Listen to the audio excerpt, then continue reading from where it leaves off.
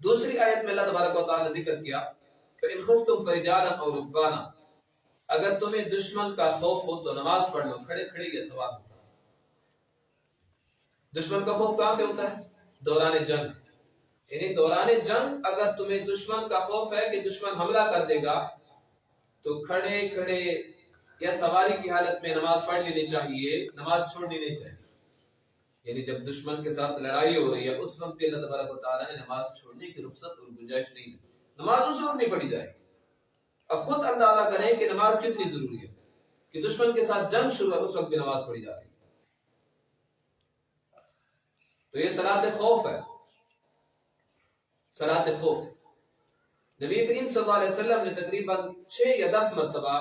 صلاۃ خوف صحابہ کرام کو پڑھائی،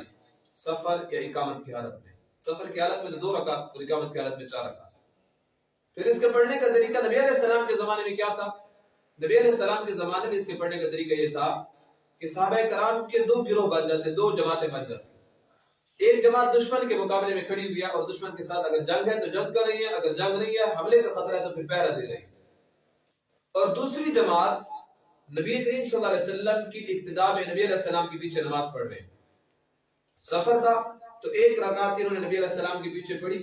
اور یہ چلے گئے وہاں پہ پہرا دینے کے لیے، اور جو وہاں پہ صحابہ کرام کھڑے ہوئے تھے وہ نبی علیہ السلام کے پیچھے آگے، دوسری رکعت انہوں نے نبی علیہ السلام کے پیچھے پڑھ لی۔ یعنی ایک رکعت ان کی رسول اللہ صلی اللہ علیہ وسلم کے پیچھے ہو گئی اور 1 رکعت ان کی رسول اللہ صلی اللہ علیہ وسلم کے پیچھے ہو گئی۔ جب نبی علیہ السلام نے سلام پھیرا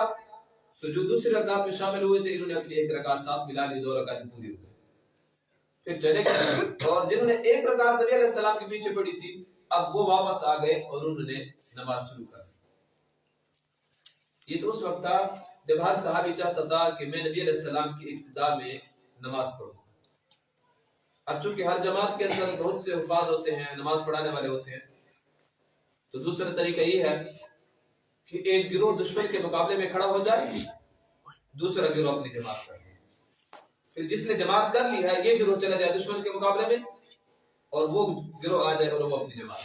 اپنی جماعت بھی ہو سکتی ہے۔ یہاں پہ ضمن ایک اور مسئلہ سمجھ لیجیے، اور رکبانہ سواری پر بھی نماز ہو سکتی ہے۔ اب کس سواری پر نماز ہو سکتی ہے؟ وہ سواری جس کا رخ ایک ہی جانب ہے اس سواری پہ نماز ہو سکتی ہے، جس کا رخ چینج نہ ہوتا ہو، ڈائریکشن جس کی چینج نہ ہوتی ہو، ایک ہی سمت میں جا رہے ہو، ایک ہی سمت میں، جیسے ریل گاڑی ہو گئی،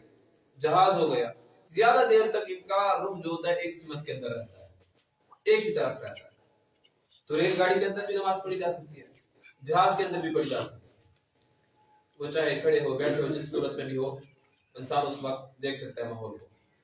باقی رہ گئی ہمارے جو لوکل گاڑیاں چلتی ہیں، کوچ ہو گئی، ٹرین کوچ ہو گئی، بس وغیرہ ہو گئی، ڈبہ وغیرہ ہو گیا، یہ چیزیں ان کے اندر فرض نماز نہیں ہوتی، چلتے پھرتے ان کے اندر فرض نماز نہیں ہوتی، البتہ نوافل آپ پڑھ سکتے ہیں۔ نفل نماز آپ گاڑی چل رہی ہے جس طرف بھی اس کا رخ ہے آپ نماز پڑھ سکتے ہیں، شرط یہ ہے کہ جس سیٹ پہ آپ بیٹھے ہیں وہ سیٹ پاک ہونی چاہیے، ورنہ اپنی چادر نیچے رکھ کر چادر کے اوپر بیٹھ جائیں اور آپ بیٹھے بیٹھے نماز پڑھ سکتے ہیں، جس طرح کرسی پہ بیٹھ کے بندہ نماز پڑھتا ہے سیٹ پہ بیٹھ کے بھی پڑھ سکتے ہیں، چاہیے جس طرح بھی اس کا رخ، اس طرف ہے، اس طرف ہے، اس طرف ہے، گاڑی کا مثلا آپ ٹیرس میں خان جا رہے ہیں اور گاڑی کا رخ جو ہے مشرق کی جانب ہے، آپ یہ بات نہیں پڑھ سکتے۔ نبی کریم صلی اللہ علیہ وسلم جب سواری پہ نماز پڑھتے تھے الٹی منہ کبھی کس طرف ہوتا ہے کبھی کس طرف، نبی علیہ السلام نوافل ادا کر رہے ہیں تو نفل نماز کو پڑھ سکتے ہیں۔ فرض نماز کے لیے قبلے کی طرف منہ ہونا ضروری ہے۔ اور دوران نماز مثلا آپ ریل پہ نماز پڑھ رہے ہیں، جہاز پہ، اور آپ کو پتہ چلا کہ اب اس کی ڈائریکشن چینج ہو گئی، تبدیل ہو گئی، اس نے رخ موڑ لیا ہے تو آپ دوسری طرف فوراً منہ کر سکتے ہیں۔ جیسے کہ کوئی بندہ نماز پڑھ رہا ہو دوران نماز اور اس کو پتہ نہ ہو کہ قبلہ کس طرف ہے، اس نے اپنا ذہن گھمایا، اندازہ لگایا، اس نے شمال کی جانب منہ کر لیا، شمال کی جانب منہ کر لیا، درمیان میں کسی بندے نے کہا اللہ کی بندے تو نے شمال کی طرف منہ کیا ہوا ہے، قبلہ تو اس طرف ہے، مغرب کی جانب ہے، تو وہ دوران نماز پھر جائے اور اپنا منہ قبلے کی طرف ہے، دوران نماز پھر سکتا ہے، اور اگر نماز پڑھ لی تو پھر اس کی نماز ہو جائے گی۔ تو ادھر بھی اگر گاڑی کے اندر وہ گاڑی جیسے ریل گاڑی یا جہاز پتہ چل جائے کہ اب اس کا رخ تبدیل ہو چکا ہے، پھر بندہ منہ تبدیل کر سکتا ہے۔